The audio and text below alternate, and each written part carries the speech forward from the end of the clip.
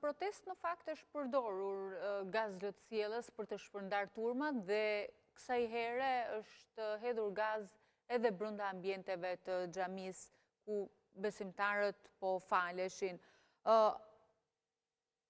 I cilësoni provokime, dhe provokime i ka cilësuar Partia Demokratike të tilla veprime, por a do kërkoni ju hetim, Partia Demokratike hetim për mënyrën se si policia i ka shpërndar protestuesit? Për mua është e domosdoshme, shumë e domosdoshme madje që avokatët e Partisë Demokratike patjetër dhe institucionet e Partisë Demokratike duhet të kërkojnë dhe do të kërkojmë penalizimin e punonjësve të policisë për provokim ndaj qytetarëve, për provokim ndaj protestuesve, për hedhje gazi lotësielës jo vetëm brenda ambienteve të xhamisë, por kanë hedhur gaz lotësielës edhe brenda territorit të Partisë Demokratike, në oborin e Partisë Demokratike. Pasi kishte mbaruar protesta, unë kam qenë prezent vetë tek obori i Partisë Demokratike, madje një grup policësh me skafandra mbanin të rrethuar oborin e Partisë Demokratike jashtë portës dhe kapnin qytetar të lirë, qytetar që s'kishin qenë në protest fare dhe shoqëronin.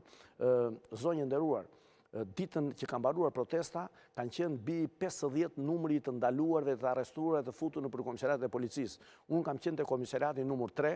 ku jam interesuar për protestues që kanë ardhur nga Fieri dhe 3 protestues nga Roskoveci i kishin bllokuar në trotuar, po patjetër ata kishin qenë në protest, nuk e mohonte kush. Por ama kanë qenë në protest si qytetarë të lirë pa bërë as veprimin më të vogël. Dhe përse i ndaluan dhe i futën brenda, i mbajtën me orë të tëra aty dhe pas u interesuan bashkë me avokatët, dhe unë kam hyrë brenda në komisariat që kam marrë takim me këta protestues, i liruan atë ditë, por në mënyrë të paturp, ju sekuestruan telefonët dhe do jeni në ndjekje të lirë, në ndjekje në gjendje të lirë. Ç'kuptim ka që i manë në ndjekje në gjendje të lirë? Çfarë është ky provokim dhe ky intimidim që u bëjnë të gjithë qytetarëve që vinin në protest dhe pyetjet që u kishin bërë?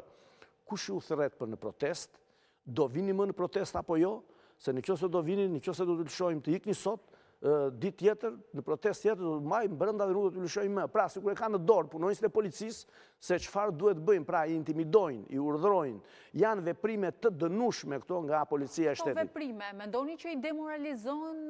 protestuesit për t'ju bashkuar protestës radhës apo protestave të radhës? Mendojnë se i demoralizojnë, por në fakt e sinqert kjo po e them të paktën për këta 3 protestues që ishin në komisariatin numër 3, atje ishin rreth 16, ishin nga Lezhë, ishin nga Mati, ishin nga Fieri, nga Roskoveci, po këta 3 që unë pata atje, në pyetjet që u kishin bërë oficeri policisë gjyqësore për gjithë kishin marrë, ne kemi qenë pjesëmarrë në çdo protestë dhe do të vijmë në çdo protestë, madje do të marrë dhe të tjerë me vete, kishte thënë një nga ata që ishte në pyetje, me makinën time se dua të protestoj se fermer ishte, janë fermer dhe ne nuk kemi as subvencione, nuk kemi përkrajën e shtetit, përkundrazi po na dhunon shteti, po na vjedh kryetari e bashkisë